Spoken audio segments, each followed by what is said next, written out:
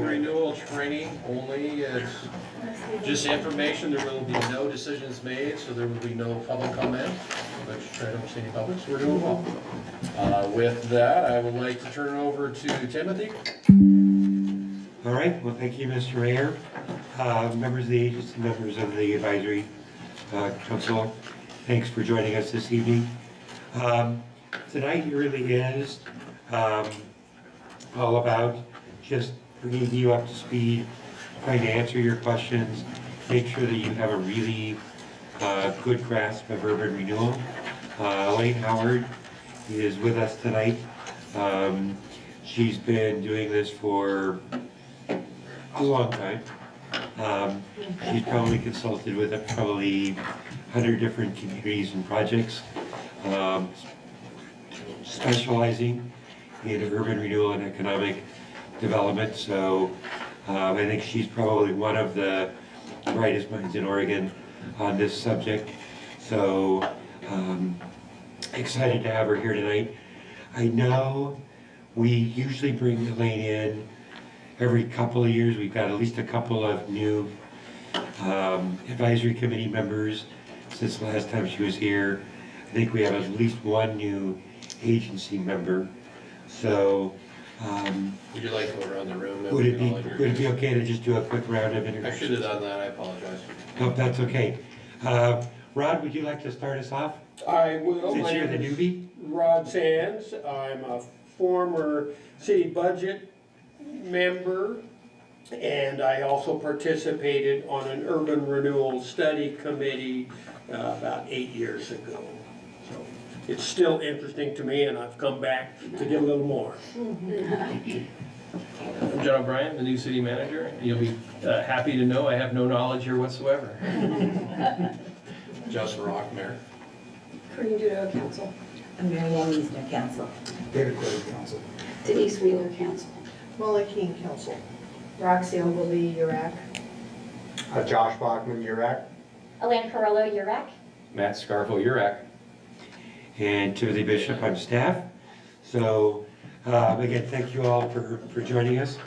And I think with that, I'm going to turn it over to Elaine and see if we can solve all the world's problems. So many of you I've presented to before, so it's nice to see you all again. And I always admire how people do community service and be on city councils and advisory committees. So really glad to see you're still doing it, and congratulations for serving your community. It's important. I have been doing urban renewal consulting for a little over 20 years, and before that I was a practitioner. So I have worked with probably about 85% of the different urban renewal agencies around the state. I understand urban renewal really well, and if I don't know the answer to something, I know where I can find the answer. So if we have any questions that come up tonight that I don't know the answer to, I'll follow up with Timothy and get you the answer.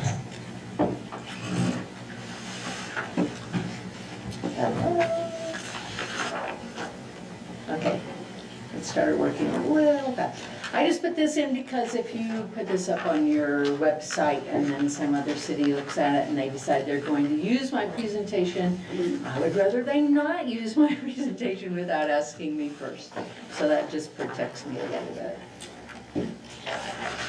This is a little hard to see with the light, but you can see out in your area of the state. You use urban renewal. Pendleton, Hermiston, Boardman has 2 different areas. Hood River has 3 areas. The Dalles has an area. So widely used out in this area of the state. Burns, a number of years ago, created an area, and John Day has an area. This is your boundary of your urban renewal area. It was established at the time that your urban renewal plan was established. Boundaries can change as part of this PowerPoint. We can talk about what those changes can be. The most important thing, I know when I first started doing presentations People would say, people who trained me to do presentations, that you can expect people to walk away with 3 main facts, right? You can throw all of these 35 slides at them, but if you really want them to walk away with 3 main facts, make sure that you make those very clear. So one main fact that is always important to understand is urban renewal is not a new tax. It does not mean that anybody within your city or within the urban renewal area is paying any more on their property tax bill because of urban renewal than they would pay if urban renewal went away tomorrow. So when people ask you about that, you can say it is not a new tax. They might follow up and say it's on my property tax bill. So how can you tell me it's not a new tax if it's on my property tax bill? And we'll talk about that a little later here.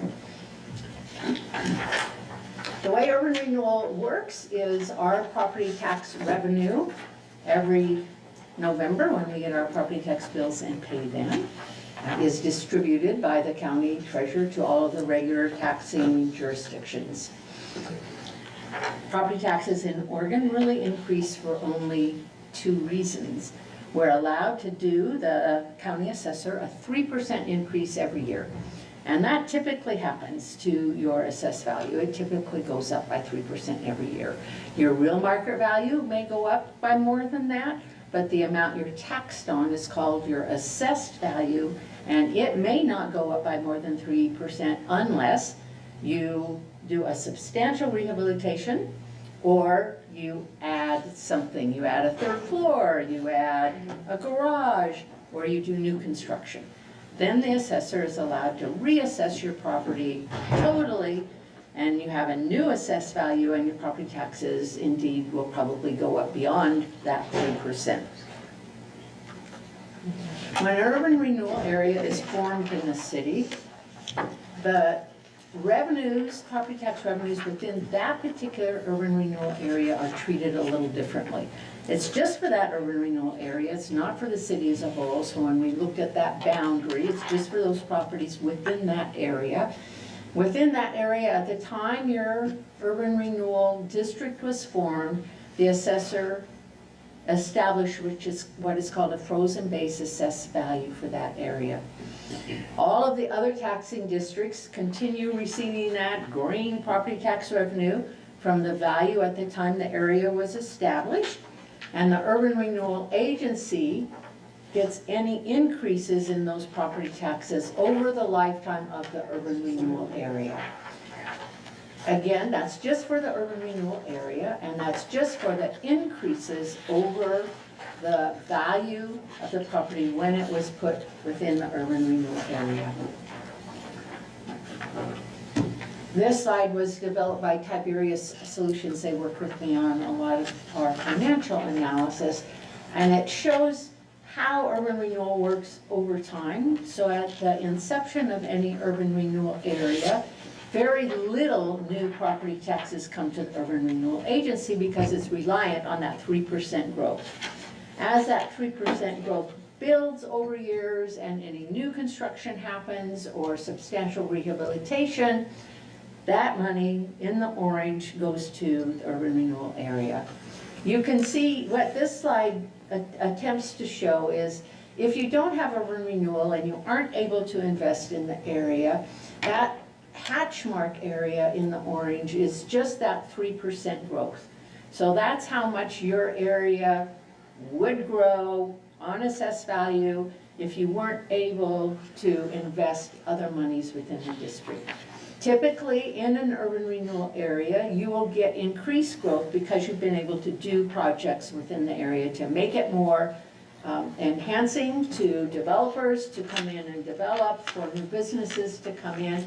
And so that growth increases, which means at the time an urban renewal area ends, there's more revenue that goes back to all of the taxing jurisdictions. You have increased infrastructure, you have new jobs, you have a better city where you had that urban renewal area.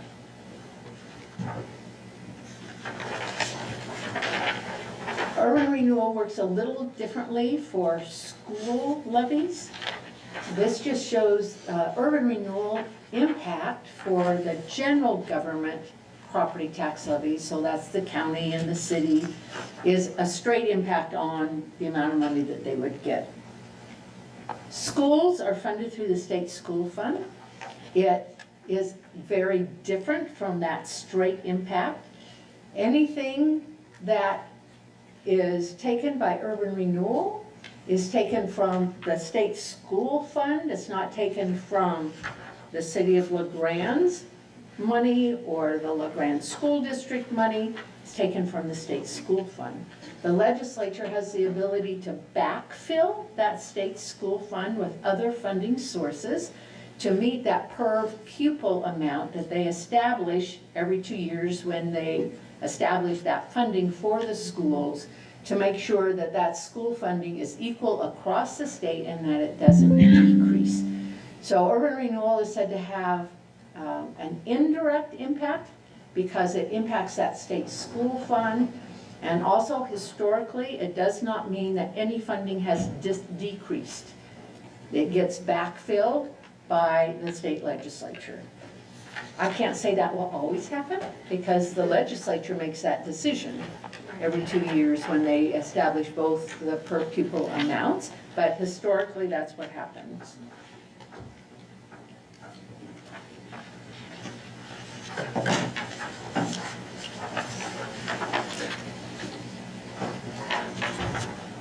Connecting is frozen.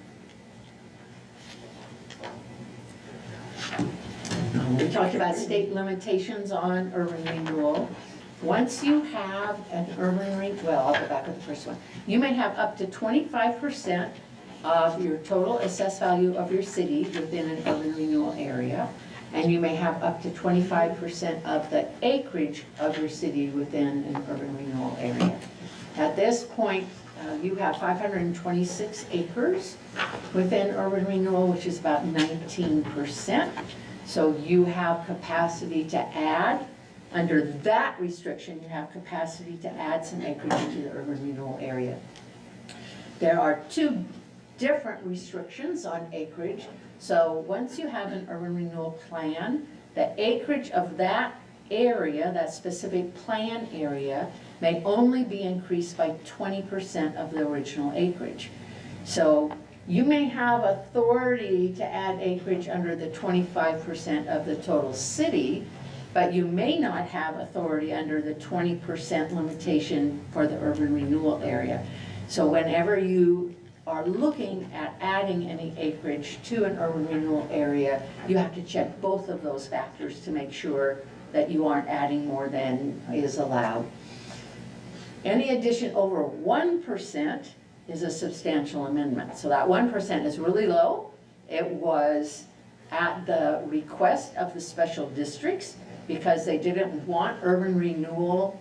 So special districts would be all of the other taxing districts. They didn't want urban renewal just moving around your city from one place to another.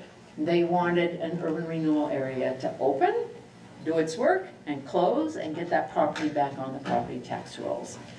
So they put in the statute that any addition over 1% has to be a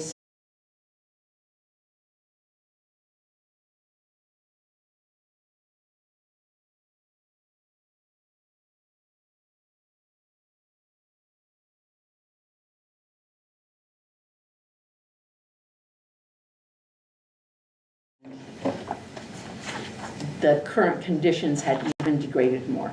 So we can talk about, yes, at downtown you do expect or hope. What I see in downtowns, if you look at successful downtowns around Oregon, they almost all have urban renewal, which has helped make it a successful downtown. Especially, I think especially since the Great Recession, COVID, the use of Amazon,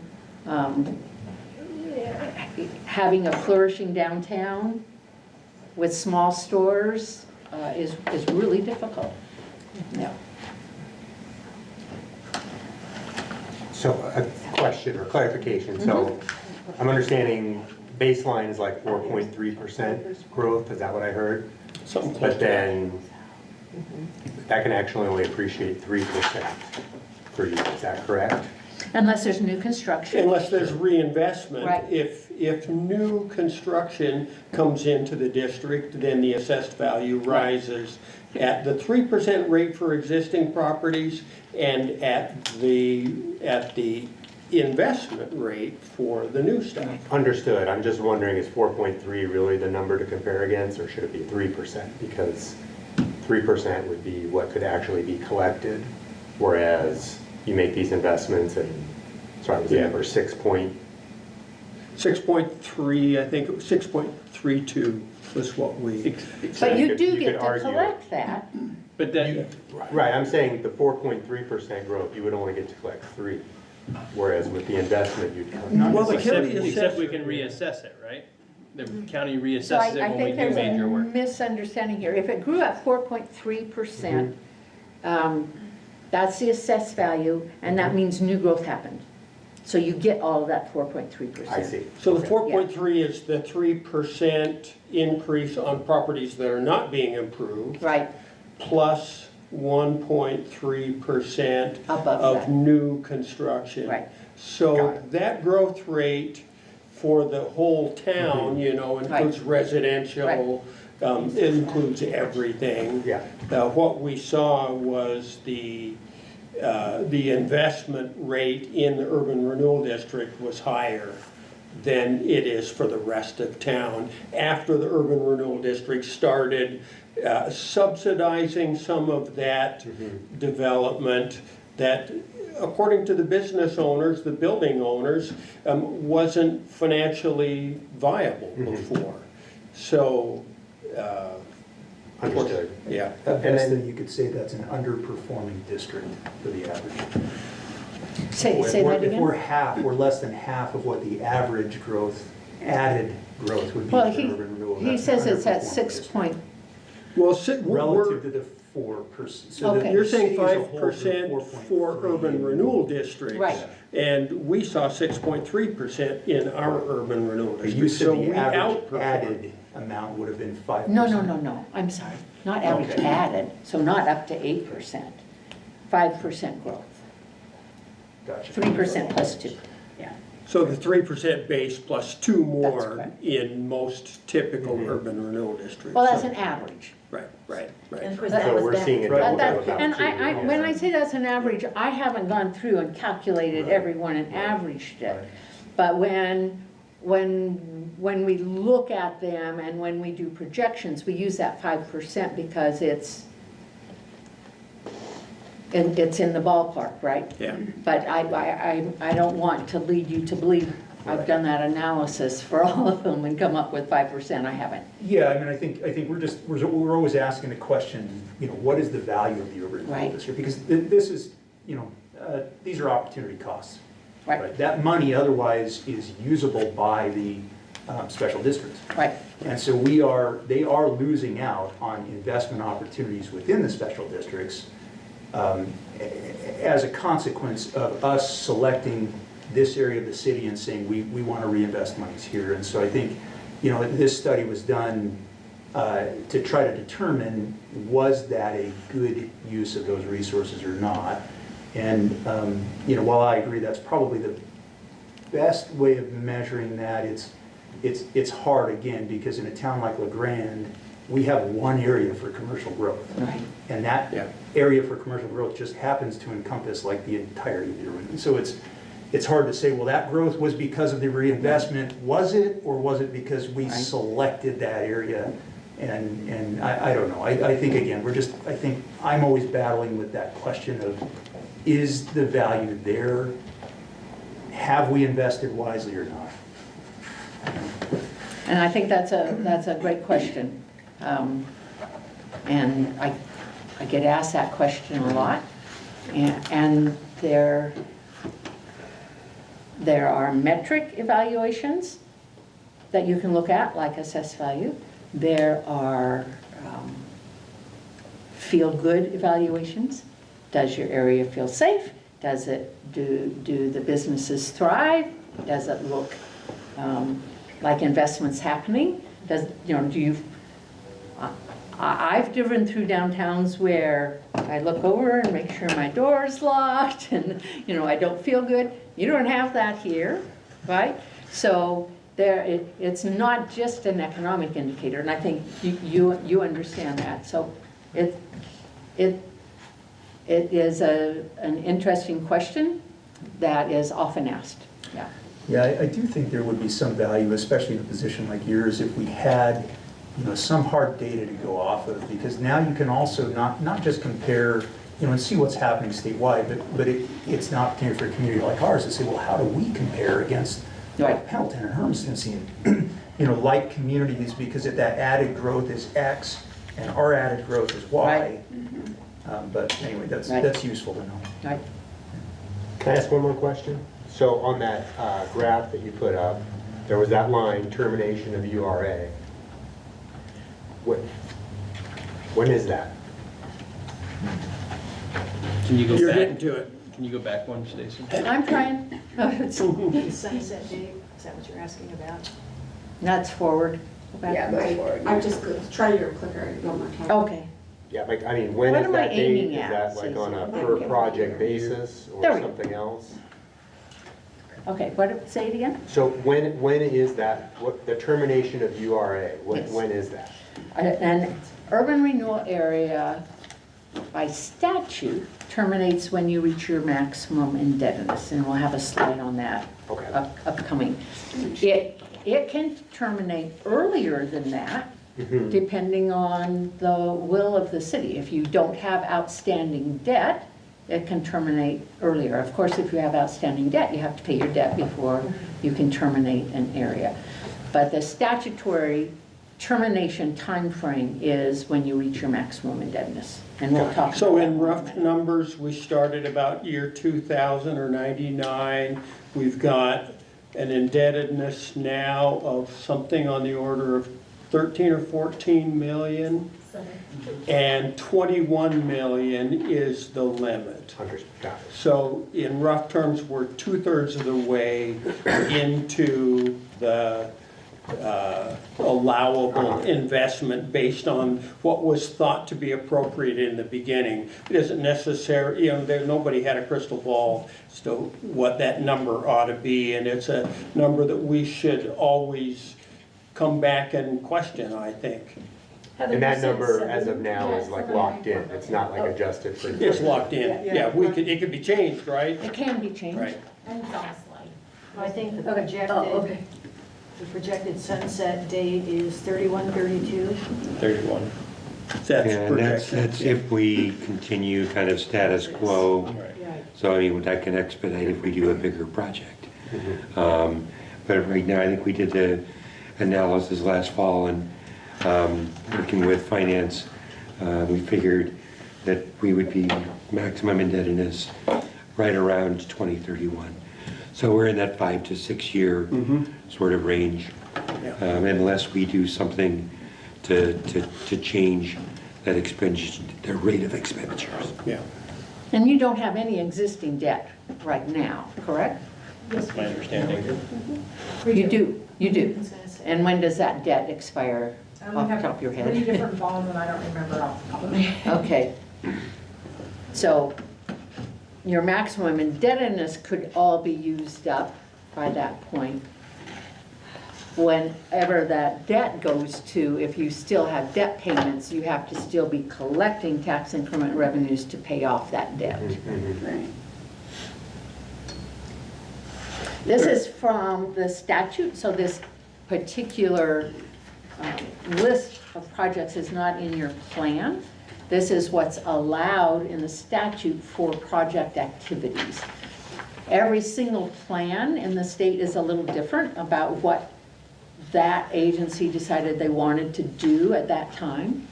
Typically, changing projects in a plan it's not a substantial amendment. It's either a minor amendment or a council-approved amendment. So it's not a difficult thing to do, but you can't do projects in your plan that aren't. You can't spend money on projects that are not within your plan. And these are the types of projects that you may do. So the first one is interesting because it's work of a housing authority. Nobody actually does that anymore, but when the statute was written, that's what urban renewal did. It was run by housing authorities. The Portland Housing Authority ran their urban renewal area. And it was the same for Salem and Eugene. Then after that, it transitioned into an economic development tool, and that's really what it's used as now. It's not used as a housing authority anymore. Rehabilitation and conservation, acquisition, demolition, street and utility improvements. Elaine, can you pause on street and utility improvements and just comment a little bit on that? Because I know that's been a discussion with the council in the past, and we were under the impression that it could not be used for much in the way of street development or improvement, so. Yeah. Utility improvements, so streets, it's a fine line that I'm not an attorney. I have had attorneys give me opinions on.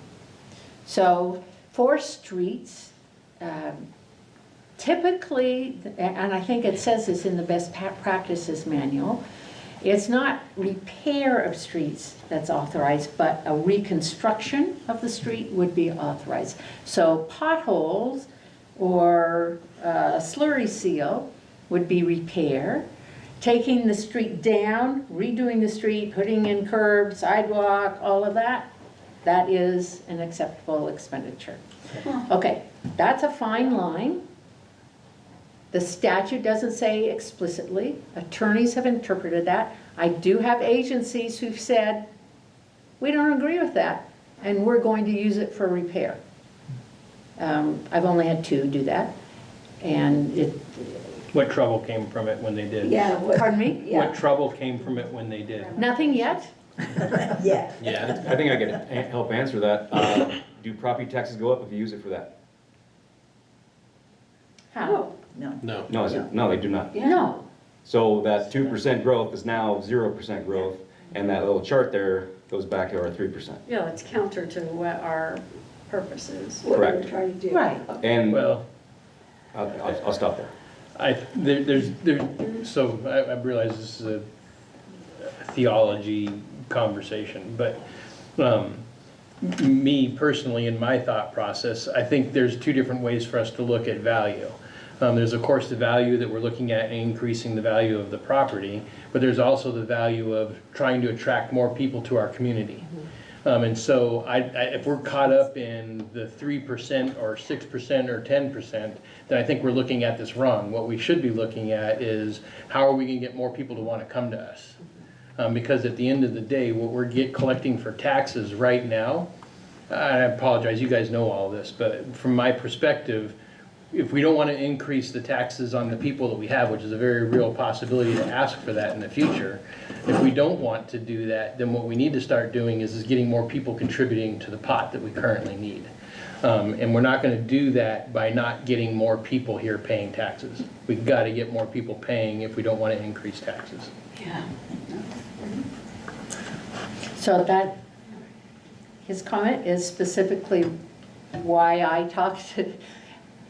A utility improvement, you can add capacity to your utility lines to allow new development to occur. So it potentially does have the ability, or you can add new roads that open up land. Hermiston adopted an urban renewal area just for a piece of property to do new housing development. And what they were putting in was roads and utilities, right?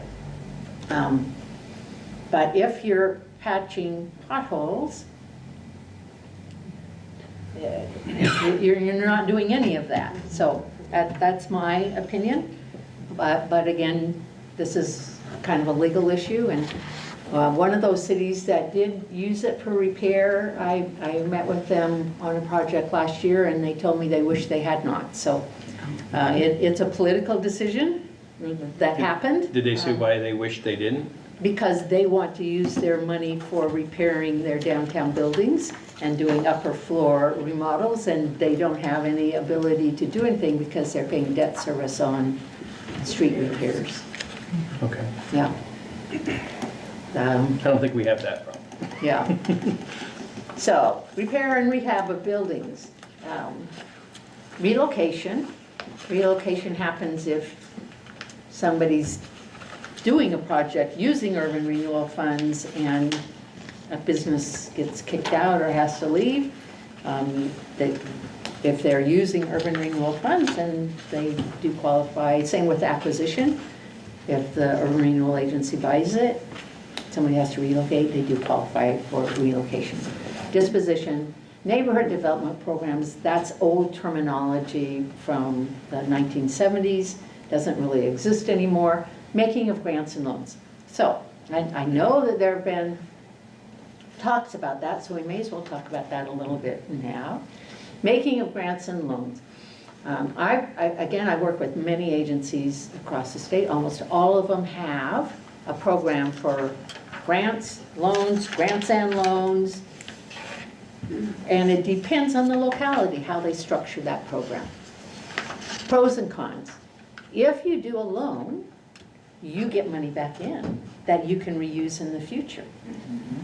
And if your urban renewal area expires in 6 years or so, and you don't have tax increment money coming in, but you still want to be doing things in your community, that loan program allows you to do that, right? Because it's not tied specifically to only the urban renewal. Well, while the urban renewal area is still going, it's tied to that urban renewal area. Right. But once that urban renewal area quits taking division of taxes, things open up a little bit. Okay, that's what I was getting at. So, however, I've gone into communities where they've called me and they asked me to come in, and I come in and they say, we can't get anybody to take our loans. And I say, well, okay, let's talk about this. Tell me how you're marketing. Tell me what you're doing. Tell me who you're talking to. And I make them go back out and ask these people why. And it's because none of those businesses have the money to debt service a loan. So they had a great loan program set up and nobody used it. So at that point you say, okay, where's that sweet spot? Astoria has given part grant, part loan, kind of depends.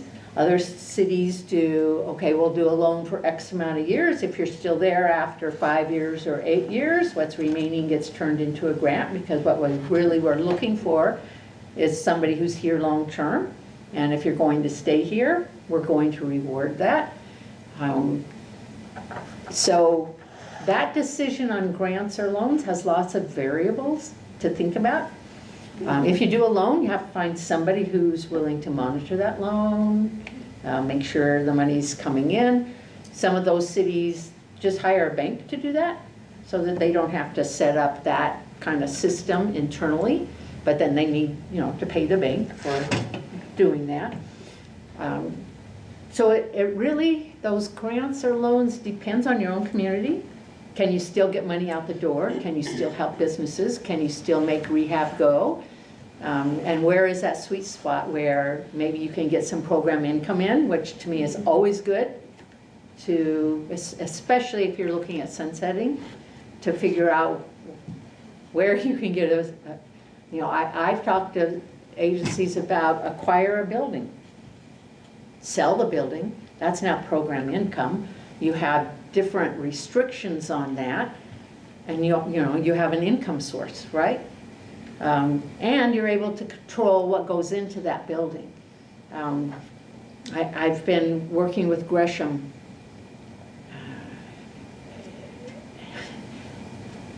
Just this morning I saw in the newspaper that In-N-Out Burger was looking at going into this prime redevelopment spot in Gresham. That would be a beautiful mixed use, retail on the ground floor, 2 or 3, and In-N-Out has bought it and is potentially going in, and it's just it breaks my heart. I had breakfast was telling I was having fits looking at this. The city should have bought it. The agency should have bought it. Maybe they still can, I don't know, probably not. So sometimes it makes a lot of sense. So it gets you two things. It lets you control the development on the site. It also gets you program income when you're able to sell it in the future. So, and I know, there were some questions about that, so let's, did you? Yeah, I kind of like the loan idea. I'm just telling you, I mean, I like maybe the mixture of both, just because we could still generate some income. We can go lower than the banks, so it's more enticing. It's hard for me to put into words, but I just think that it would just be more beneficial sometimes with the city, but I know we don't want to get involved in the loan business, and that will also depend how much we have to pay for a bank. I mean, there's a lot of variables and stuff like that. We have to think it out, but I think that would be continual revenue to continue to improve the city. Yeah. Because once we do give it all out, then we're done, kind of, sort of speak. The most effective income producing project that one of my clients has done is the city of Fairview developed a food cart pod. And they're getting revenue off of that, couple $100,000 a year. That's just revenue coming in. That if they hadn't developed that, or if they'd sold that property, right, they wouldn't get that continued revenue on it. Yeah. So just thinking about, it just is a little twist in thinking about how you put out money, to think about, okay, is that a goal? And should we think about what we're doing just a little bit differently? And then the question really is, will it work? And one of the things you might do is go back to all of your your grant recipients and just talk to them and do a little survey with them and find out whether they could have afforded a loan or See, the not. thing is, we won't know unless we try it. Right. Well, I And I think think the other surveying thing- is a good way of kind of getting the climate in this town with our Well, and I economy. think we also have to acknowledge that if we go that route, we've also just set precedents twice in the last 6 months that loans get forgiven if you just come and ask. So you're really saying, here's a grant, but you have to come ask for us to forgive it first. I mean, I think there has to be some deep policy thought on that. Because if we change it to a grant, I do think we have potential projects that their issue is not access to capital. It's ability for the project to fund debt service. I mean, part of the whole concept of urban renewal and economic development is how do we incentivize and create investment where it might not make sense without those tools. I think that's a significant argument, Timothy. I think the gain to the city is maybe bigger with the grant program because you inspire investment, private investment, and whether people use their own money or whether they go to the bank to borrow it, they're doing bigger projects than they could, that then would have been financially viable without the grant. So the grant in that way leverages a little bit bigger investment than just a loan program would. The But loan could you do a program ties up the mixture of money. both? Could we do a mixture of both, though? And We- not we just could. grant all We the could. time, It would tie up the money though. So it That's means true. you don't get the higher leveraged grant investment, private investment with the grant money as compared to the loan money. So the loan money's a little tiny bit lesser, the return's a little lower to the city, I think. Haven't we done both a grant and loan program though, for past We have projects? done a couple of loans, and again, we just forgave 2 of those. Right. So there is that sort of And policy. they did have the one for a while. Discussion. Where we had bankers that were monitoring those loans. Well, the loans had specific criteria of if your business does this, then we'll forgive it. That was written into it. We haven't done anything, we're just pure loans. So we could look at a loan program that does not have that written into it as well. I'm curious about loans because it would prolong what we could invest in the district. You can always you can do a really low interest loan. Right. And really what you're looking to do is get your principal back. And again, that may not be financially feasible. There are people who, you know, I can't do debt service, I can't do that, so my project won't go forward.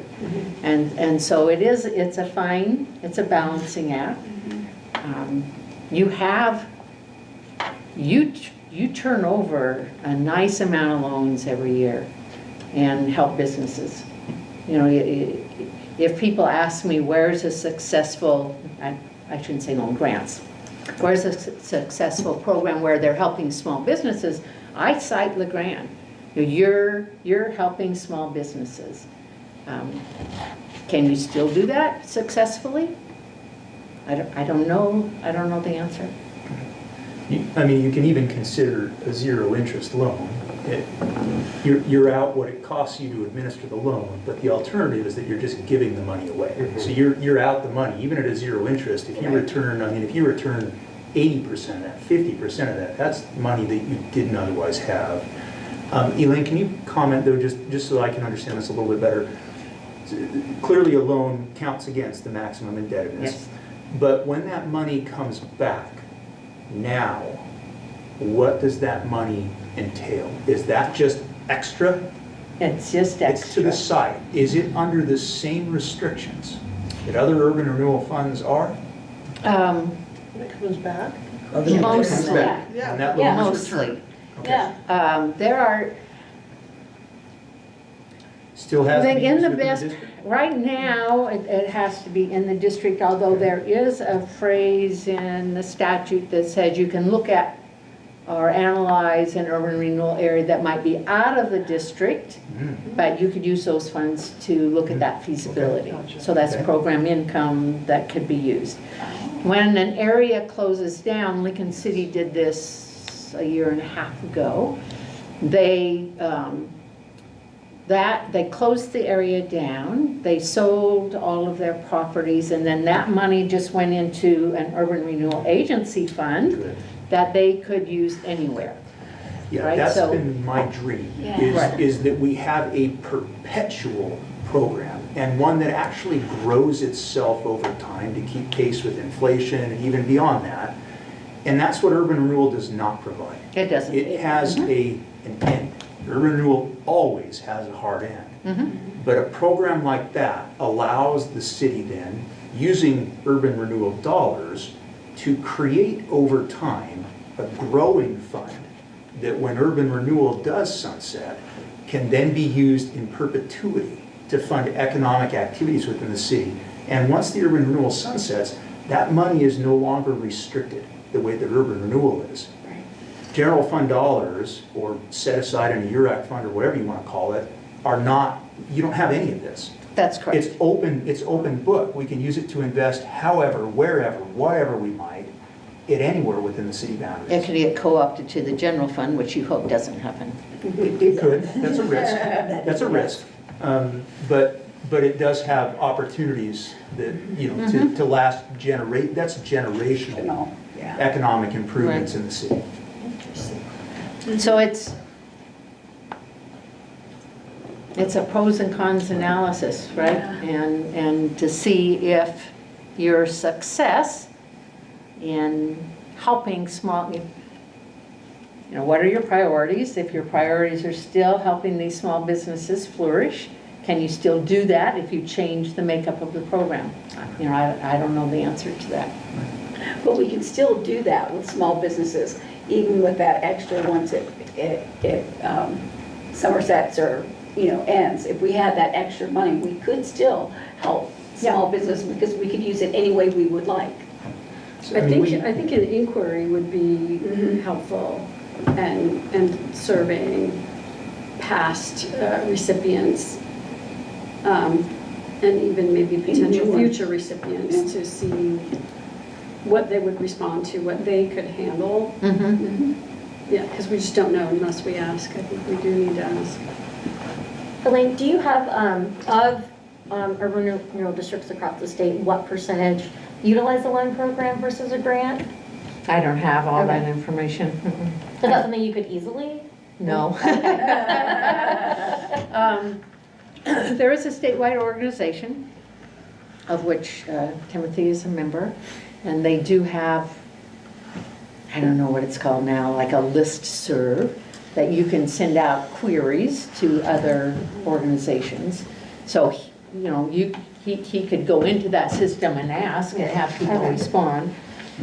The last time let's see, about 5 years ago, I helped write Astoria's, they changed theirs, and I helped write theirs.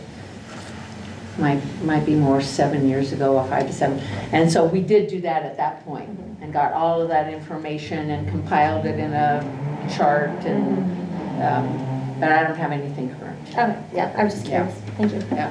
I think though it's worth considering, I mean, we have 7.5 million maybe remaining of money that can be spent. Imagine what $7.5 million of investment would do in this community, cycled every 5 years. So you run a 5-year loan program.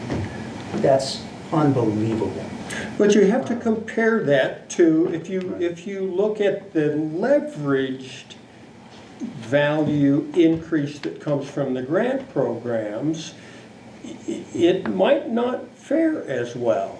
If you loan $100,000 to a business and they improve their real assets by $100,000, the tax rolls reflect $100,000 growth. If you loan $100,000 with the requirement that the property owner match that either double, or that the property owner has to spend $200,000 or $300,000. Now that $100,000 has generated $200,000 or $300,000 in asset value, and that's the tax. So the tax revenue is much higher for the grant programs than it would be for a loan program. The loan program, you just get the tax revenue of the loan amount back, unless you require the property owner to go and borrow some additional money so that you get some leverage out of it. So Yeah, I think that's a little bit arguable there. I will say on the comment of the surveys, though, the hard thing about surveys is people will not always respond honestly. And so we already survey everybody when they apply for a loan or for a grant. And we ask them, would this happen if you didn't have this money? How are they enticed to respond to that? I'm not inclined to believe the answer. They're of course inclined to respond, no, this isn't going to happen unless you give me my money, because they think that if they answer yes it will, that we're going to withhold the dollars. And so it's really difficult to get an honest response to a survey. I think the like survey that. is asking past recipients. Right. So like Right. now that the project is done, knowing what you know, 5 years later, your business is still, where would you, and again, I mean, it's. I think you're 6 to beholden 1. to the same bias. Yeah. I hear what you're saying, but I will add this, and that is that these old buildings up and down the street in LeGrand are expensive to work on. They're very expensive to work on. If you're talking about adding a square foot of usable space, you're not going to get the biggest bang for your buck by doing it in one of the old buildings. So one of the real benefits to urban renewal in LeGrand has been it's allowed us to keep some of these old buildings from just falling down and going away. We would have new cinder block buildings and less expensive buildings out in the new areas, and downtown would be no good. So my point is that most of the projects that, if you look at the project list over the last 10 years, most of the projects have been grants to property owners that would not have been able to improve their properties. Now, there's some examples that are outside of that, like the RV storage thing. That's not one of them. But the old buildings downtown, if one of our objectives is to keep the character of downtown, it's the grant program is the way to do that, and it's been very successful. And Rod, you're in the thick of it and you know exactly how much I know all it exactly. costs. I've got a project going right now. Yeah, you do. That would not pencil if I were doing it on the direct cost.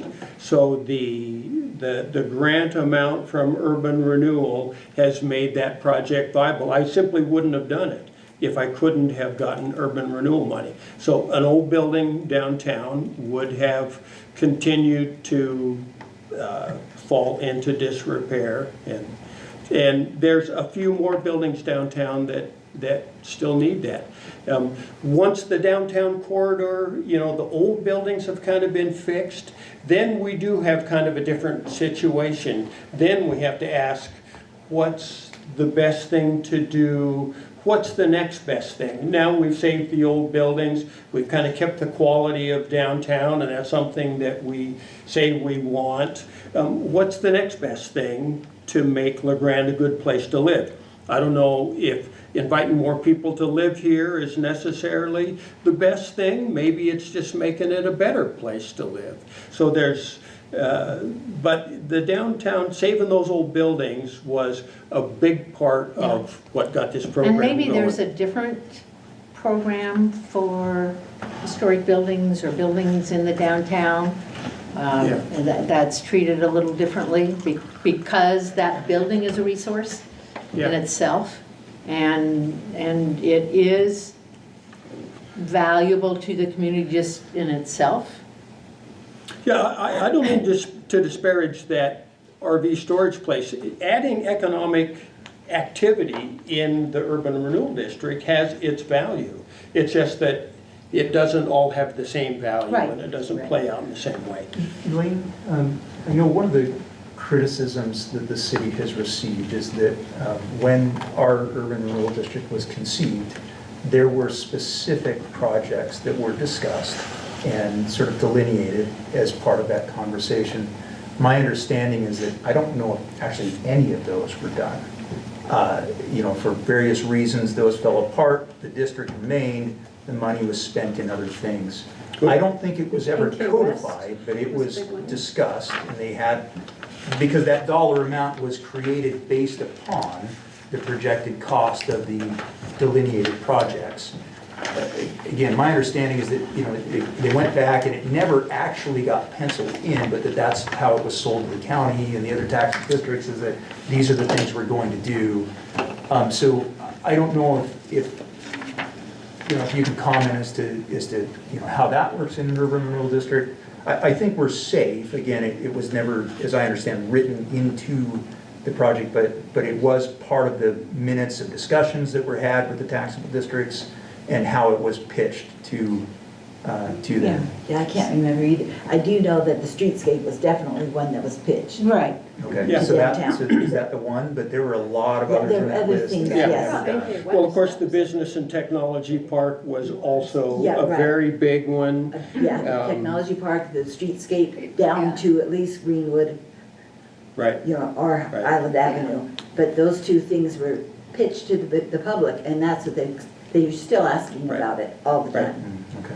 Right. The That's- plan Yeah. was much, much broader. The Yes. plan had all of those categories in it, and it said we could do any of those. These are the things we want to focus on first. Right. And the public support was for It was those things. phenomenal, because we had Right. that building, we had the library, and it was packed with people. Right.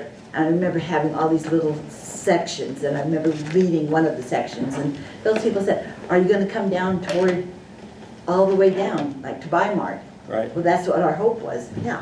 Right. If we get this stuff done, we'll move on down. Right. Well, If it is codified, is the expenditure of those funds limited to those projects No. that are named? It's not. Okay, No. that's good to know. So we put language, and after this, let's go ahead and go through more of the presentation. But I didn't write your plan. Typically, in every plan, there's language that says, these projects in their plan, you don't have to do all the projects, you can add projects in the future. In the financial feasibility, you have to say that it's feasible at the time that it's adopted, but that you can change the priority levels and what you do. So it's, as long as you are still working within projects that are allowed within the statute, you don't have to do everything that's in your plan. to go widely away, you know, I haven't done, I just did a 5-year action plan for Pendleton where we sat down with their plan, we put down everything that was in their plan, what was done, what wasn't done, what's still relevant, what's not relevant. I haven't done that for years, so I don't know what all was done or what wasn't done. But I do know you've done lots of good things that are all eligible activities and that you don't have to do everything that's in here.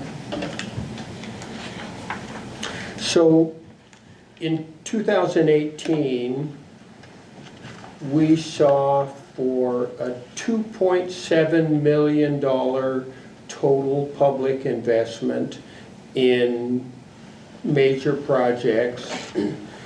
We had a corresponding $17 million private investment. So that's that grant leverage thing. That if you just loaned out the 2.7 million, you would have had 2.7 million in project value. But with the grants, we loaned out, or we gave away 2.7 million, we ended up with 17.5 million in project value. So, and of course that hits the tax rolls every year, again and again and again. And so the return, you know, the return to the taxpayers is the long-term receipt of those increased revenues. Can I make a comment? I do see where you're totally at. But I see the value of doing both the grant and a loan. Because if they get a loan and it's a lot cheaper than they can get at a bank, now they have more money to choose from. Yeah. You know, and I think a combination of the both would be good, not just one or the other. Yeah. But a combination would work really well. Well, I think on the loan thing, it would be a good thing to go out and survey some of the project people and say, did you have trouble with the debt service on the money that you had to borrow? My gut level sense is that that's not the limiting factor in the development in this district. It's not the cost of money. It's all the other economic factors that limit a person's ability to invest and know they're going to get a return. The return on investment is pretty hard. It's a tricky thing for a business owner to work out. And the cost of money for an investment in some added capability, added capacity, is not the hardest part that they face. So I'm not saying alone, you know, that we shouldn't consider loans as a possibility, but I would hate to see us push too far that way, because we give up all that leverage of getting so much more private investment if we go the grant way. Yeah. So this is just a little background too on the leverage of the city of LeGrand's property tax rate and what you get because you have an urban renewal area. So city of LeGrand here is I think it's the 41%. It's the 41%. You have a pretty healthy. 41. I'm working with the city of Yachats. Their permanent rate is 1. Yours is like 7 or something, 7 something. Yeah. I don't know how they do services. I feel so sorry for them. Anyway, you're 41%, so that other 59% of the property tax bill that people pay within that area is given to you to do projects within urban renewal. So sometimes people say, well, why do we do urban renewal? So there's the pro and the con to that. You get to use that money, that taxing district doesn't get to use that money, right? So that's the pro and the con of it. This is what the taxing district impacts were for this last year, for the amount of money that you levied on their permanent rate levy, and then for the school district, there's also an impact on their bond. So Union County, 122,000, 4-H Extension, 6,600. City of LeGrand itself, 307,000. Now, the cemetery, the school district, which basically gets backfilled. So when you're thinking about that, a lot of times what people say is we're able to keep that money in our community by having the state then pay for that. So that's an important thing to think about in terms of the value of having an urban renewal area.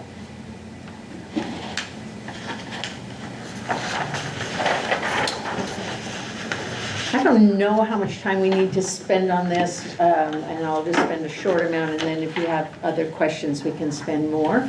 But basically what this slide shows you, down over here in the highlighted cells, is that if your urban renewal area went away, that amount that's on your property tax bill for urban renewal goes away. But what would happen is that money gets redistributed back to all the other taxing districts. So your bottom line property tax bill doesn't reduce. It just goes back into that other taxing district's fund to be able to spend. And that's probably one of the hardest things that people have It is. trouble understanding. And We're actually doing that fairly significantly. Right. Under levying, have been Yes. for yeah. years. Yeah. The other thing about urban renewal is it's on every property tax bill in the city, not just on those within the urban renewal area. And that's also confusing to people because they'll get their property tax bill and say, I'm not in that area, so why am I paying that? And that is a result of measures 5 and 47 and 50, and the way assessors had to figure out how to fund urban renewal because it didn't fit in those property tax limitations. When the voters voted on them, there were no provisions for how you funded urban renewal within those property tax limitation measures. And so the assessors had to figure out, first you get the value for each property within the urban renewal area. You add that all up. If that's $400,000, you then distribute that to every property tax bill within the city based on whatever their value is. And again, doesn't make their taxes go up. It just means it's taken from those other property tax districts. So again, in rough numbers, for LeGrand, the frozen value for the urban renewal taxing district was about $80 million when the district was started. That frozen value still generates tax revenue to all the other taxing districts. Urban renewal gets all the revenue off of the gain, and it's up to something like $160 million now. So I think it may even be higher. I didn't look at it today, but We just did our annual report, but I didn't bring a copy of it, but it's in that document. It's doubled. Yeah. It's more than doubled. So the rest of the property values in the city of LeGrand have not doubled. Inside the urban renewal district, the leverage of that public investment has caused that frozen value now to be double what it was in the beginning. So Sounds like we need to do that with the rest of our community. So a summary on those property taxes, there's no new taxes because of urban renewal. Schools are indirectly impacted. So we aren't taking money away from our students.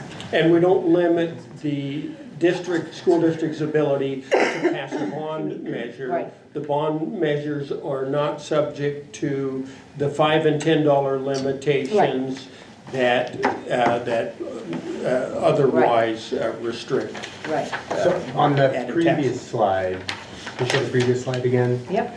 So if I understood correctly, the school district dollars though historically get backfilled. That's to correct. state. So Right.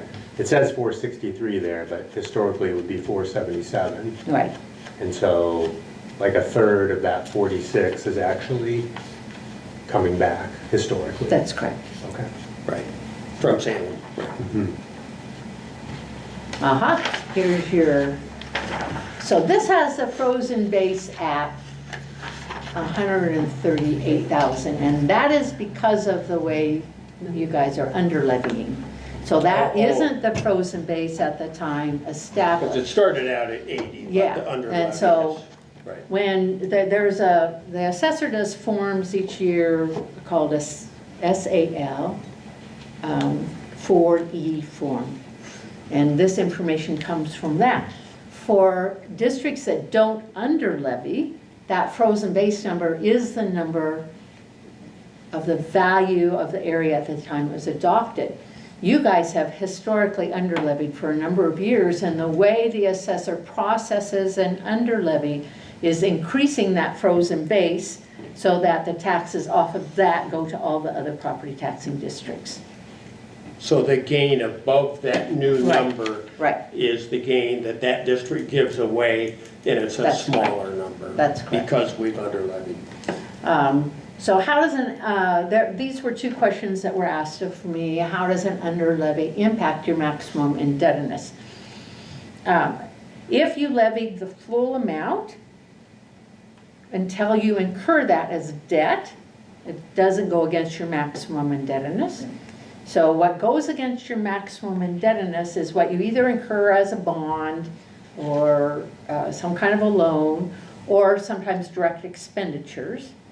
That goes against your maximum indebtedness. So an under levy really doesn't impact it, other than if you decided you wanted to terminate the district right away, you could decide not to under levy, and you could bring all that money in and spend it, and then it would shorten that time frame of how much longer you would have an urban renewal area. So an under levy actually lengthens the time frame of your area. How does it impact the general fund?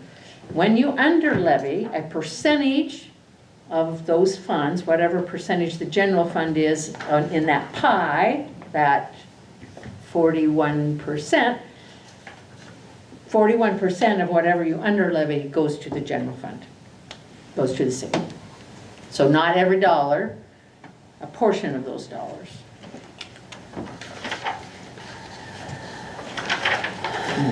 No, I didn't say. So I think in rough numbers, if we under levy $2.50, the city general fund gets 1. The county gets their chunk, the cemetery district, the school district, the mosquito district, all of the others. So when we have to we only get $1 for $2.50 of under levy, so. 40 cents of every dollar. Right. Right. So, which is, So this is the current maximum indebtedness tracking as of fiscal year end 2025, so last July. So you have remaining authority of $7,430,725. And again, that gets used as you incur debt.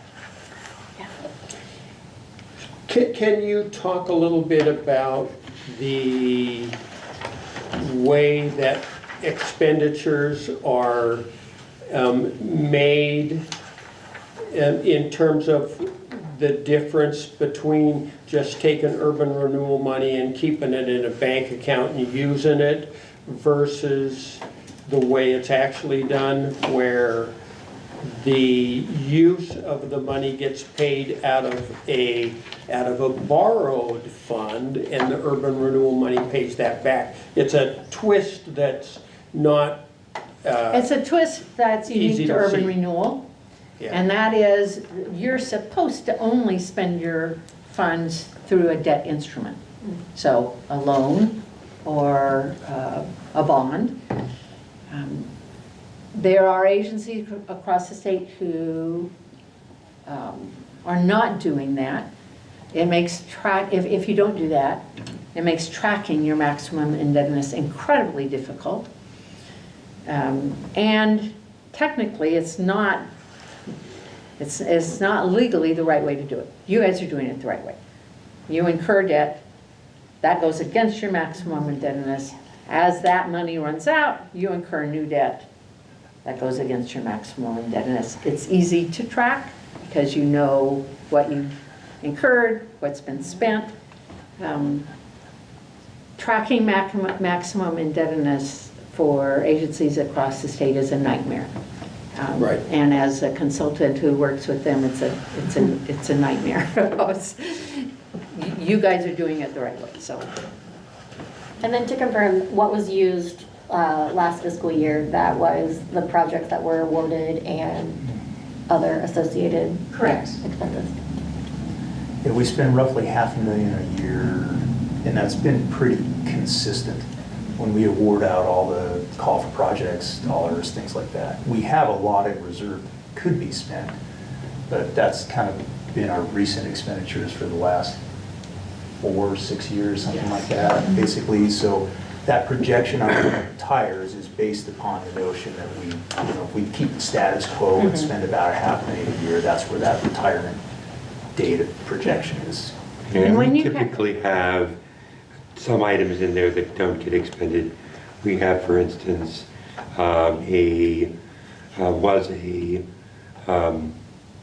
specific to the business park grant program, kind of rolled that into a traded sector / business park program. We've not had folks take advantage of that, so that's a fund that is sort of carried forward. So it's still in the budget, but it hasn't been indebted yet. $400,000 for that. We've got an agency initiated, Fund that, you Yeah. guys have not found a project that you want to do yet. We keep pitching you good projects, but we'll find one for you. No, not quite yet. We'll find one for They're you. good projects, but not up to the, We'll find a good one. So just to help you understand, principal and interest on the bond that you have does not count against your maximum indebtedness. Because you already counted that against your maximum indebtedness when you incurred the debt for the bond. But it does extend the life of the urban renewal because that money that continues to come in, even after you've reached maximum indebtedness, goes to then pay Right, the debt service. right. Until that's paid off. Right. I don't understand if we're spending $500,000 a year, we've got $7.5 million left. Why 2031 is the forecasted sunset date? What am I missing here? Yeah. That sounds like we have 15 years of money. I think it's based on what we budgeted in the projects, like the 400,000 Yeah. that we haven't spent, but we do budget that every year. Yeah. Okay. In hopes that Yeah. it'll be Well, spent. it just kind of gets carried every year. Yeah. Sometimes we Weird. don't use it all, but. We have almost an extra million, almost an extra $500,000 set aside in other funds Right. that are, again, they're at will of the council. So if we have a, project that comes up, it's there. So yeah, that projection is based upon us expending all of the dollars Okay. set aside. Yeah.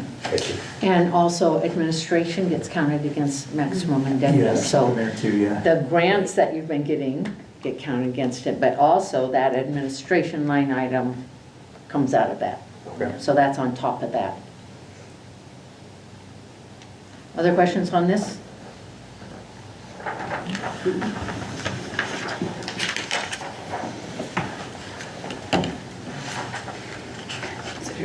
So why do cities use urban renewal? This is usually one of my very first slides, but we've gone through all of this. And the biggest reason is because there are things that they want to do or needs within the city and there is no other pot of money to do it. Right? Where else are you going to get money to improve buildings? You aren't. There isn't any other money to do that. Where else are you going to get money for loans to your small businesses? There just aren't those pots of money to do it. Consideration for future of urban renewal. So, I work with agencies all the time who are kind of in your position of, okay, we're 5 years out. 5 years doesn't 5 years goes quickly.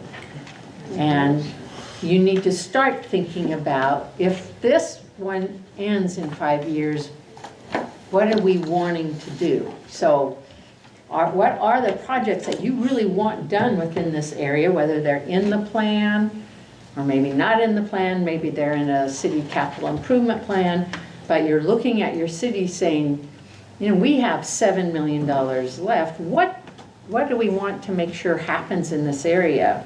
Because that's the end. That's the amount that we have left.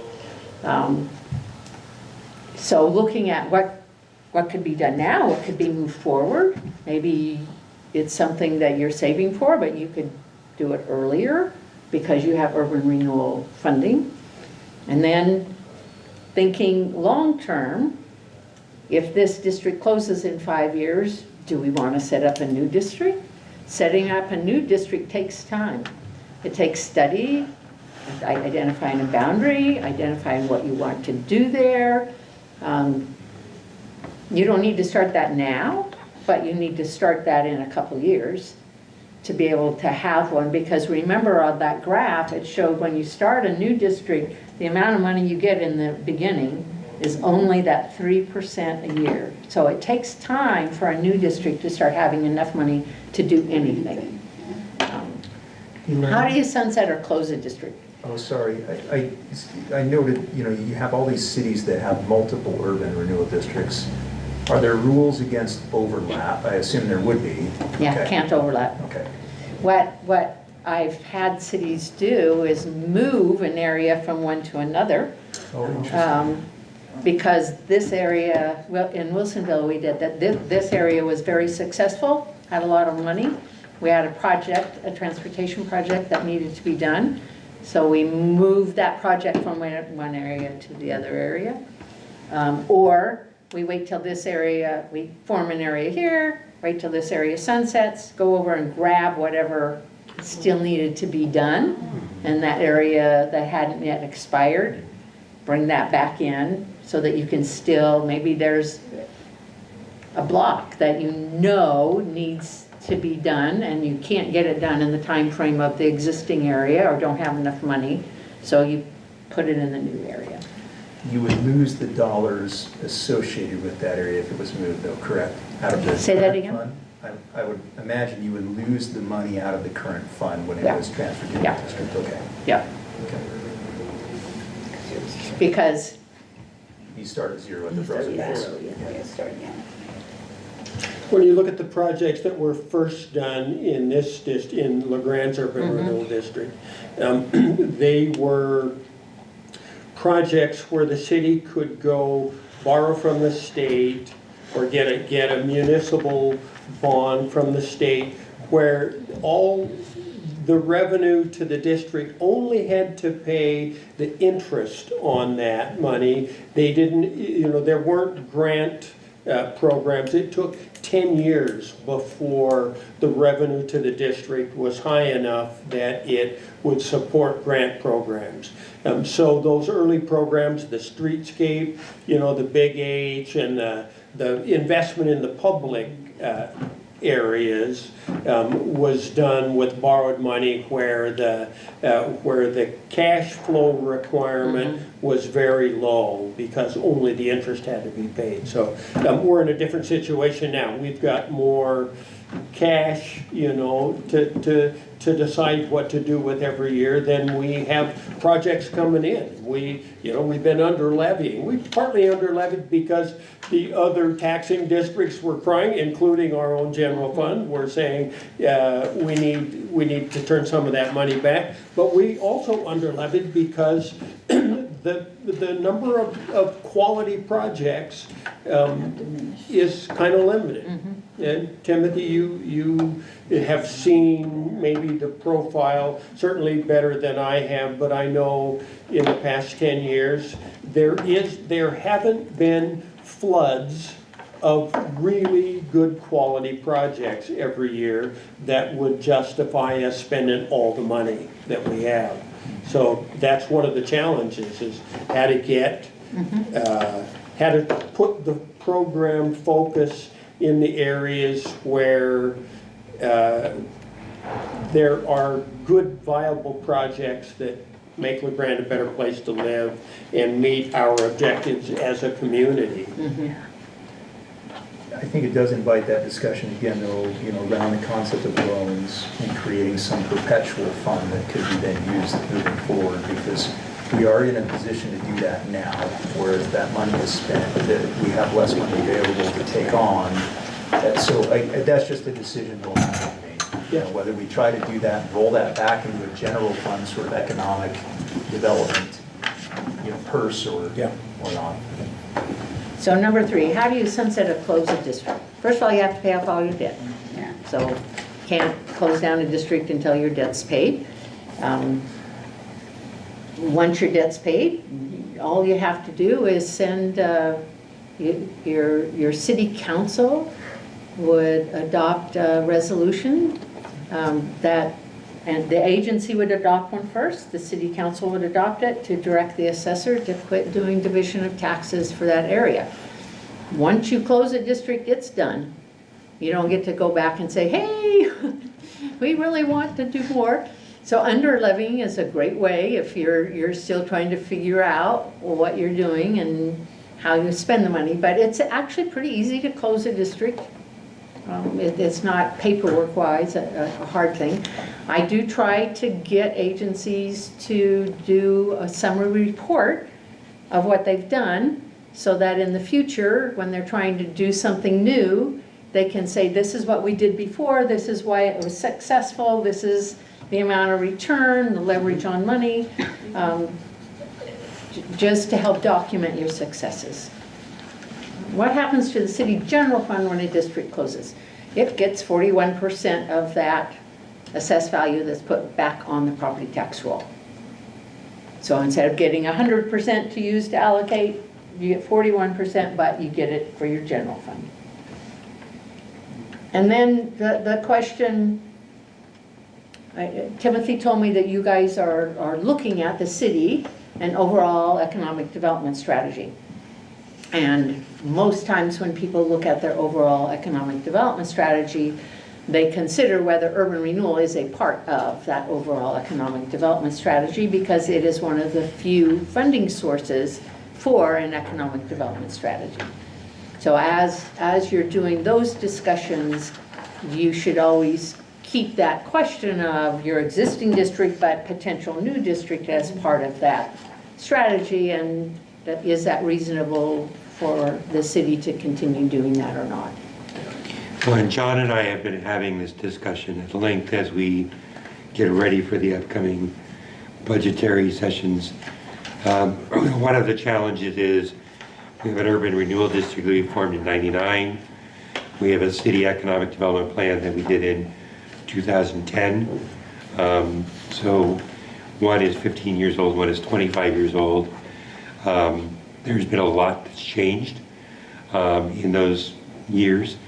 And so as we move forward, one of the things that we'll be talking about in the budgeting process is really looking at, you know, do we take the time and the budget now to do some of that long-range strategic planning so that we can make strategic decisions on sort of what does the rest of the lifespan of urban renewal look like, how do we invest that in a direction that moves us where we want to go, but also asking that question of, you know, how do we fund economic development post-urban renewal?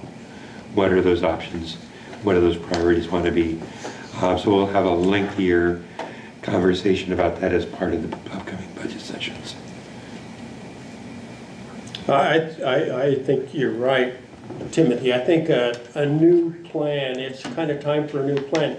When this plan was put together in '99, you know, people had huge dreams about what was going to happen out there in the technology park. Zero of that happened. Literally zero happened. A couple things have moved in there. They're nothing close to what was imagined 25 years ago. And so we've learned something about what it takes to attract new business and what it takes to enable, you know, local current present businesses to expand, and I think this would be a good time to get some of those ideas put down and get some guideposts set for which direction we go in the future, because I think we kind of we don't really have a plan right now. The plans that, as you say. We have a plan, but We've got a plan, but it's not today's plan. It's 1999. Yeah, it's an old plan. I just finished doing that whole process with the Dows, where they're looking at just having about 5 years left in their plans. And we went through that whole process of identifying what did they do, what didn't they do, what still needs to be done, what needs to be done that's not in the plan, and then working with the agency to say, what are your priorities here? What do you want to do? They decided that when we first started this exercise, this was not on the table, but going through this exercise with them, they decided to increase their maximum indebtedness because the actual projects they wanted to do were going to cost more than they had left within their plan. And they went to all the different taxing districts and got their input, and actually they did their next plan, but they also increased their maximum indebtedness to give them a little bit more money to complete those projects that needed to be done. So it's a good exercise for you to do, especially at the end of an area where you have limited money and you want to make sure you spend that correctly. And do we need to target, like look at the district as a whole and target what is not done and what do we want done to, and that targeted Yeah, and we grant? did that to some extent at our late October meeting. We kind of went back and did a review of the plan and kind of looked at that, but we didn't do, that sort of deep dive here, are the three things. So yeah, I think that's part of that planning process. We are coming upon our ending time, so if we Yeah, can kind of wrap everything it up. past this is just what the goals are in your Sure. existing plan. So what we've been doing is the important part. I think that was just if you got to the other part, it was just more basic information. So it's just written out of your existing plan. This has been really valuable. Yes. Thank you for Thank you. the presentation. Very, very much thank you. So I don't want to run over the mayor's time here, but just a closing question, because I know that it's come up a couple of times. Can we talk a little bit about the makeup of the Urban Renewal Agency? We currently have a sitting council that also serves as a separate body as the agency, and then we have an advisory council that works with them.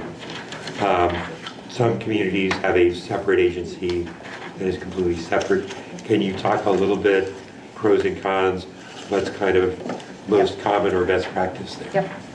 I started doing urban renewal consulting in 2005, and at that point I was totally, it didn't matter. Could be either. Now, I don't have that opinion at all. Every agency that has been made up of people who weren't city council members has had extreme problems. And it's because when you start spending money and you have people spending money who are not elected, your community can get very upset. Because if they don't like how you're spending their money, they have no way other than coming to meetings and complaining.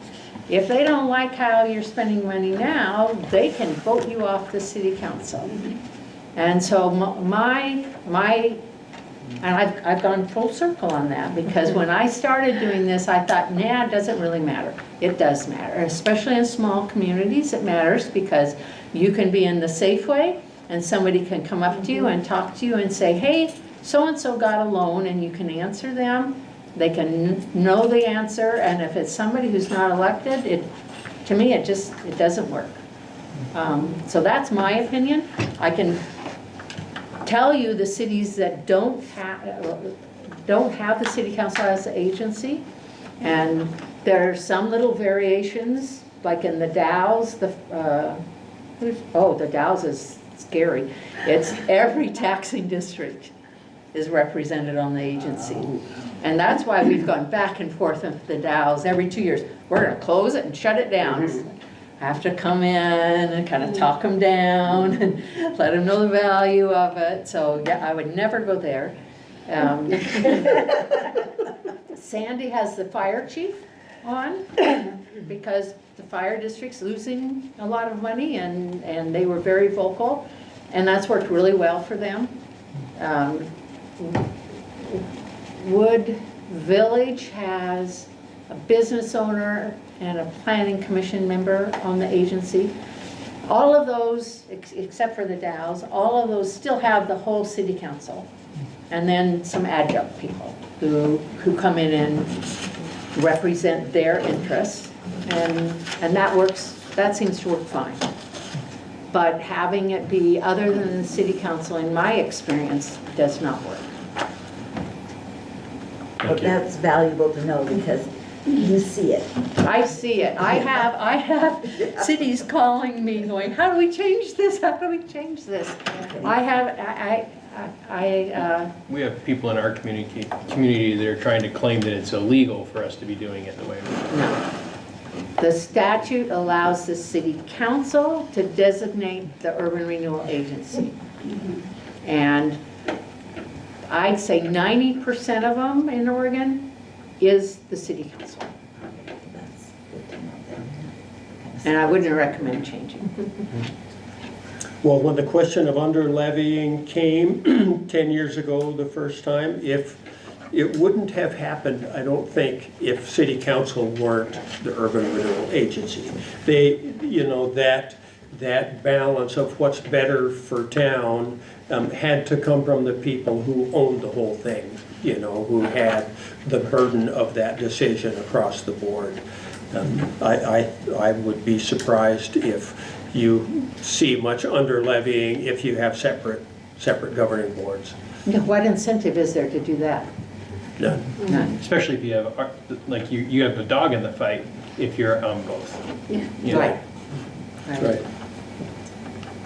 Okay, any other closing questions for Elaine? And he didn't prep me on that one. I have another client who's thinking about, Medford, who's thinking about switching their agency, and I'm telling them, please don't, but It's not necessarily a question for Elaine, but I'm just, so like what's next steps in terms of, kind of doing that evaluation of what projects have been done, haven't been done? Like how do we want to spend the money? Like where do we go from here? That's a good question for the agency. Actually, John and I have been working with another consultant doing an assessment of sort of the return on investment over the current life of the district. We'll actually be looking at a rough draft of that next week, so we'll have some of that conversation with the advisory committee. Obviously the next step is get through this budgeting session, look at what we are going to be doing for this year, and then my recommendation as we go into budgeting is that planning piece is really part of our budgeting process for this year. Because I do think that's the important next step. Yeah. And that'll be time consuming as well as, take some financial resources. Cool. Now, we are currently planning for our budget retreat for both to be the 26th and 27th of this month. I don't know if you're all tracking yet, but we did add a third day into that retreat because I think in some of our conversations that we've had, we've realized that that's a lot to get accomplished in small amounts of time. And so rather than us retreat to time, we'll retreat to standard and make sure that we have the ability to talk about what we need to talk about. And so the way we've built the schedule right now is going to be that day one will be all municipal bleed over into day 2 with the intent to finish off day 2 with urban renewal. For the sake of making sure the conversation's quality, that could push urban renewal into day 3. But the URAC isn't part of that conversation, correct? Okay. All right.